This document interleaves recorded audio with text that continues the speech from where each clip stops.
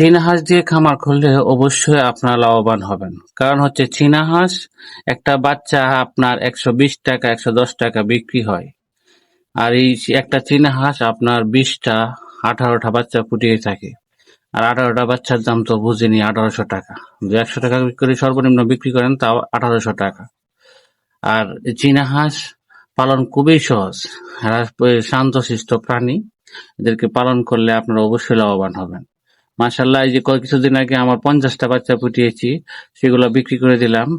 আবার এখানে প্রায় ৪০টার মতো বাচ্চা আছে। আবার কিছু কালকে বের হবে। এভাবে আমাদের খামারে প্রতিনিয়ত বাচ্চা বের হয়।